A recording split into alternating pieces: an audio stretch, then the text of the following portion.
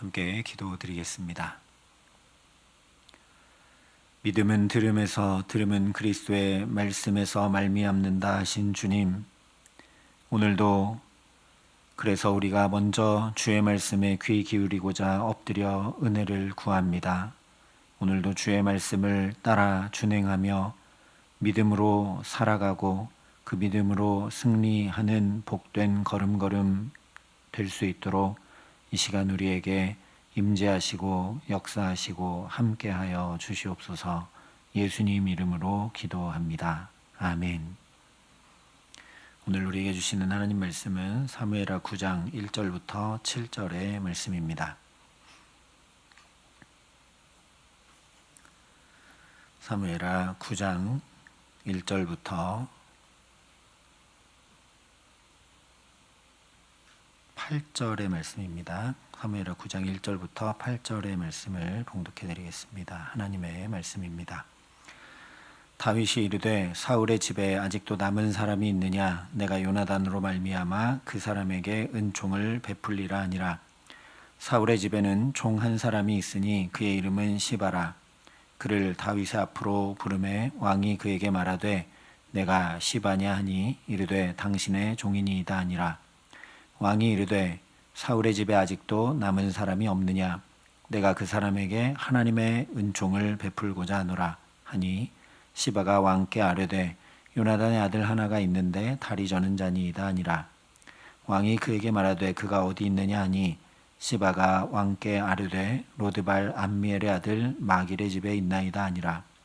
다윗 왕이 사람을 보내어 로드발 암미엘의 아들 마길의 집에서 그를 데려오니 사울의 손자 요나단의 아들 무비보셋이 다윗에게 나와 그 앞에 엎드려 절하매 다윗이 이르되 무비보셋이여 하니 그가 이르기를 보소서 당신의 종이니이다. 다윗이 그에게 이르되 무서워하지 말라. 내가 반드시 내 아버지 요나단으로 말미암아 내게 은총을 베풀리라. 내가 내 할아버지 사울의 모든 밭을 다 내게 도로 주겠고 또 너는 항상 내 상에서 떡을 먹을지니라 하니 그가 절하여 이르되 이 종이 무엇이기에 왕께서 죽은 개 같은 나를 돌보시나이까 하니라. 아멘. 오늘 말씀 앞뒤로 있는 8장과 10장은 모두 다 주로 다윗이 전쟁에서 승리한 이야기, 즉 하나님께서 다윗이 어디로 가든지 승리하게 하신 이야기를 전하고 있습니다. 그러다 보니까 오늘 이 9장의 다윗과 무비보셋의 이야기는 전쟁 이야기와는 아무 상관없이 중간에 끼어 들어온 이야기처럼 보입니다. 그러나 너무나 당연하게도 오늘 9장은 8장에 이어지고 있는 말씀인 것을 다시 생각해야 합니다. 8장에서 다윗이 온 이스라엘을 다스려 다윗이 모든 백성에게 정의와 공의를 행한 것을 마지막 부분에 말씀했습니다. 그러니까 오늘 9장의 말씀은 다윗이 그렇게 정의와 공의, 즉 사랑을 행한 구체적인 이야기를 우리에게 전해주고 있는 것입니다. 그래서 어쩌면 다윗이 어디로 가든지 이기게 하신 그 하나님의 역사를 쭉 기록한 이야기들 사이에 오늘 다윗과 무비보셋의 이야기를 중차대하게 전하고 있는 겁니다. 왜냐하면 다윗 왕과 무비보셋 사이에서 일어난 일이 바로 우리 주님 예수님과 나 사이에 이미 일어난 일, 또 앞으로 일어날 일을 예표하는 것이 되기 때문입니다. 주님께서 우리에게 먼저 사랑을 베푸신 이야기의 표징이 된다라는 거죠. 그렇다면 오늘 말씀에서 먼저 우리의 모습을 드러내는 무비보셋에 대해서 살펴볼 필요가 있습니다. 사무엘상 마지막 31장이 전하였던 것처럼 블레셋과의 전쟁에서 사울만 아니라 그의 아들들까지 모두 다 전사하고 맙니다. 또한 사무엘하 4장 4절에 의하면 그렇게 사울의 집안이 다 죽게 되었다라는 소식을 듣고 유모가 그 당시 5살 되었던 이 무비보셋을 안고 급히 도망하다가 떨어뜨리게 되어서 이 무비보셋이 다리를 절게 됩니다. 사울의 집안이 다 죽고 겨우 살아남은 사람도 이렇게 성치 못한 몸으로 살게 되고 말았다는 거죠.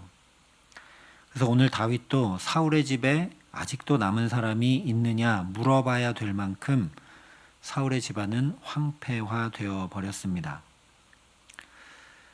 게다가 초대왕 사울 때문에 다윗과 사울의 집안은 원수가 되고 말았습니다. 새로 왕국이 들어서게 되면 이전 왕조의 씨를 말리는 것이 고대 사회의 관례였습니다. 그렇게 하지 않으면 언제 반역이 일어날지 모를 일이기 때문입니다. 그래서 이전 왕국의 사람들은 당연히 숨어 살 수밖에 없겠죠. 4절에도 보면 무비보셋이 로드발이라는 지역에 살고 있다라고 이야기합니다. 여기는 예루살렘과는 멀리 떨어진 요단강을 건너가야 하는 요단 동편의 길앗 지방에 속한 한 마을이라고 합니다. 아모스 6장에 이 로드발이라는 곳이 나오는데 아모스 6장에 의하면 허무한 것, 아무것도 아닌 것, 말씀이 없는 곳, 황폐한 곳이라는 의미입니다. 무비보셋은 살아남기 위해서 아무것도 아닌 지역에 가서 살고 있었다는 거죠. 또 무비보셋이라는 이름의 뜻은 이 입에서 부끄러움이 나온다라는 그런 뜻입니다. 위대한 신앙의 사람인 요나단이 아들에게 이런 이름 지어줬을 리는 없습니다. 역대상 8장에 보면 요나단의 아들은 무립발이라고 말씀합니다. 이 이름의 뜻은 주님께서 나의 변호인이시다 라는 뜻입니다. 그러니까 요나단이 아들에게 이름을 지어줄 때는 너는 언제나 주님이 변호해 주시는 복된 삶을 살아라 라고 이름 지어줬다는 거죠. 그런데 이제 입으로 말하는 것 자체가 부끄러움과 수치가 되어버린 사람으로 살고 있는 겁니다. 그러니까 이 무비보셋은 원래 이름이 아니라 가명을 쓰고 저 먼 요단 동편에 도망가서 숨어 살아야 할 만큼 절박했던 겁니다. 그래서 다윗이 무비보셋을 불렀을 때 무비보셋 입장에서는 너무나 두렵고 떨리는 일인 거죠. 그렇게 꽁꽁 숨어 살았는데 이름까지 바꾸고 그렇게 살고 있었는데 이제 왕 앞에 불려 나왔으니 죽음 앞에 선 것과 다름없기 때문입니다. 그래서 다윗이 무비보셋을 안심시키려고 가장 먼저 무서워하지 말라 말합니다. 얼마나 덜덜 떨고 무서워하는 게 그냥 눈으로 보기에도 보였으면 무서워하지 말라 먼저 말했을까요? 그런데 안타깝게도 이 무비보셋의 모습이 바로 우리들의 모습입니다.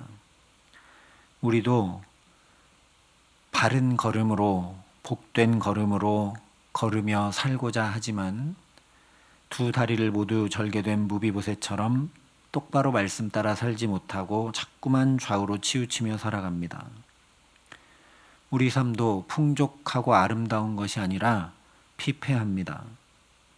어쩌면 왕가의 손자로 살던 사람이 저 변방 나락으로 떨어져 버렸던 것처럼 원래 우리는 하나님의 존귀한 형상으로 하나님의 자녀로 주의 영광스러운 자녀로 살아야 마땅한데 비참의 자리, 곰핍의 자리, 두려움의 자리, 외로움의 자리, 허무의 자리를 스스로 무거운 죄의 짐을 지며 살아갑니다. 숨어 살았던 무비보셋처럼 각자 여기 마음 가운데 말 못한 사정을 품은 채로 당당한 나로 살아가기보다 가리고 숨기며 살기도 합니다. 그러니 우리도 우리 삶이 그렇게 핍절하고 외롭고 곤고하니 주님께서 나를 변호해 주시고 주님께서 나를 돌봐주시는 사람으로, 다시 얘기하면 그런 주님 모시고 붙들고 의지하고 살아야 마땅한데 그렇게 하지 못하고 이 무비보셋처럼 어떻게든 이것을 나홀로 감당하려고 하면서 저 먼 옛날 아담과 하와처럼 오늘 무비보셋처럼 내가 변호해 보려고 하고 내가 감당해 보려고 하고 그러다가 더 부끄럽고 더 수치만 가득한 삶을 살아가게 됩니다. 오히려 우리 안에 있는 그 죄 때문에 다윗 앞에 서기를 두려워했던 무비보셋처럼 또 하나님 앞에 서기를 두려워했던 아담과 하와처럼 우리도 하나님 앞에 서기를 두려워합니다. 실제 성경은 그래서 여러 곳에서 우리가 하나님과 원수 되었다는 것을 증거해 줍니다. 그러나 중요한 것은 이런 우리의 모습이 아닙니다. 이런 우리를 결코 그냥 두지 아니하시는 하나님을 보라는 말씀이 오늘 말씀이기 때문입니다. 다윗이 1절에 사울의 집에 아직도 남은 사람이 있느냐, 3절에도 사울의 집에 아직도 남은 사람이 없느냐, 4절에도 그가 어디 있느냐, 찾고 또 찾듯이 하나님은 괴롭고 외롭고 아프고 수치스럽고 숨어있는 우리를 찾고 또 찾고 반드시 찾아내십니다. 오늘 다윗의 경우와 마찬가지로 심판하시기 위함이 아니라 은총을 베풀어 주시기 위함입니다. 그렇기 때문에 다윗이 무비보셋을 찾아서 데려올 뿐 아니라 가장 먼저 어떻게 하느냐? 언약을 확인시켜 줍니다. 7절에 보면 무서워하지 말라. 내가 반드시 내 아버지 요나단으로 말미암아 내게 은총을 베풀리라 이야기합니다. 이 말을 표면상으로 보면 다윗이 요나단과의 그 생명처럼 사랑했던 우정 때문에 무비보셋에게 호의를 베푸는 것처럼 보입니다. 그러나 다윗이 요나단으로 말미암아 행한다고 한 것은 그냥 두 사람 사이의 우정과 호의 때문이 아니라 하나님 앞에 두 사람이 맺었던 언약 때문입니다. 사무엘상 18장에 다윗이 골리앗을 물리친 다음에 요나단과 언약을 맺었고 사무엘상 20장에도 사울이 정말 다윗을 죽이려고 하는가 알아보려 계획을 세울 때도 언약을 맺었고 결국 사울이 자기 아들 요나단에게까지 창을 던지는 모습을 통해 다윗을 죽이려고 확고하게 결심한 것을 분명히 알게 되어서 두 사람이 이제 함께 있지 못하고 헤어지게 될 때도 우리 두 사람이 여호와의 이름으로 맹세하여 이르기를 여호와께서 영원히 나와 너 사이에 계시고 내 자손과 내 자손 사이에 계시리라 하면서 하나님 앞에 언약을 맺었습니다. 두 집안의 관계로 볼 때는 원수될 것이 뻔하기 때문에 두 사람이 하나님 앞에 언약을 맺은 것이죠. 만약 이 언약을 다윗이 무비보셋에게 확인시켜 주지 않았다면 그냥 요나단과의 우정으로 인해서 호의를 베푼 것처럼 그냥 그렇게 무비보셋을 대했다면 무비보셋은 매일매일이 더 괴로웠을 겁니다. 나를 저 변방에 두지 못하고 이렇게 왕궁에 데려다 놓고 계속 감시하는구나. 나는 언제 죽을지 모르겠구나. 너무나 힘겨운 삶을 계속 살아갈 수밖에 없었을 겁니다. 이런 무비보셋을 위해 다윗이 그냥 호의를 베푸는 것이 아니라 언약부터 확인시켜주고 있다는 겁니다.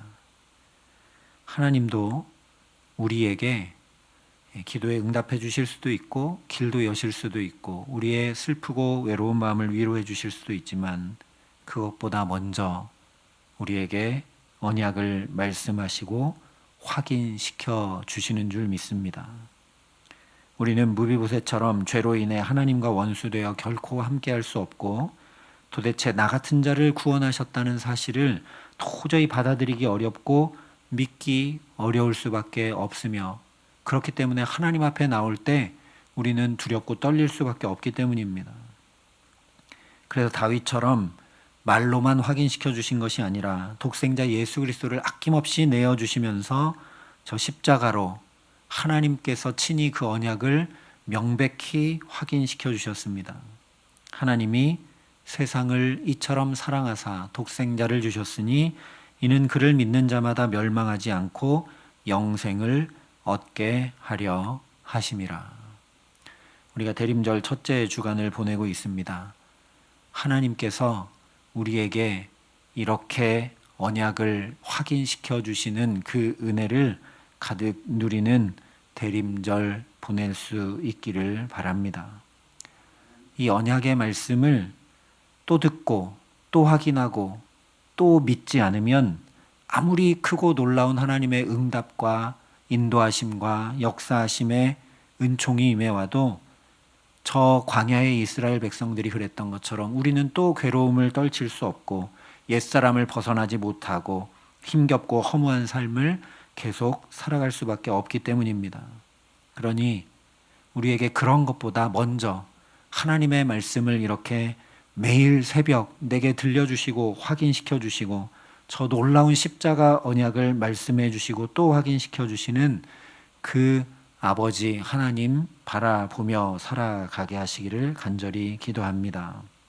그래서 또 좌절하고 또 낭망하게 되고 또 두렵고 또 견딜 수 없는 허무가 우리에게 밀려오려 할 때마다 다시 하나님의 언약의 확증인 저 십자가를 붙들고 하나님께서 이미 이루셨고 또 내 삶에 반드시 이루어 가시는 이 언약의 말씀, 생명의 말씀 듣고 또 듣고 묵상하고 또 묵상하고 그래서 이 말씀을 통해 믿음에서 더욱 믿음으로 나아가 담대히 주와 함께 살아가는 저와 여러분 되게 하시기를 예수님의 이름으로 간절히 축원합니다. 함께 기도하시겠습니다. 우리 믿음이 희미해지고 연약해지고 하나님을 바라보기보다 세상을 바라보며 슬퍼하고 외로워하고 괴로워하고 힘겨워하는 우리들 또 부르셔서 말씀을 들려주시고 깨우쳐 주심으로 믿음 더하여 주심을 참 감사합니다. 주님, 믿음은 내 결단이 아니라 주님의 말씀으로 말미암는다 확증해 주셨으니 우리가 늘 주의 말씀을 사모하고 그 말씀 들려오는 자리를 귀히 여기고 그 말씀 가까이 할 수 있도록 성령으로 우리에게 역사하여 주시옵소서. 그래서 주님의 그 언약의 말씀이 우리에게 확인되고 확증되어 아버지 하나님께서 우리를 얼마나 사랑하셨는가 그 십자가 사랑을 마음과 삶에 품고 또다시 담대히 믿음으로 우리의 삶을 주와 함께 살아감에 부족함 없도록 이 시간 우리에게 또 은혜를 베푸시고 함께 하시고 역사하여 주시옵소서. 이제는 주 예수 그리스도의 은혜와 하나님의 사랑과 성령님의 교통하심이 여기 머리 숙여 오직 말씀 붙들고 주의 사랑 안에 살아가기를 소원하고 결단하는 여기 모인 모든 주의 성도들과 사랑의 빛교회 모든 교우들과 이 나라 이 민족과 이 귀한 복음을 오늘도 세계 만방에 전하시는 선교사님들 가운데 이제로부터 영원토록 함께 하시기를 간절히 축원하옵나이다. 아멘.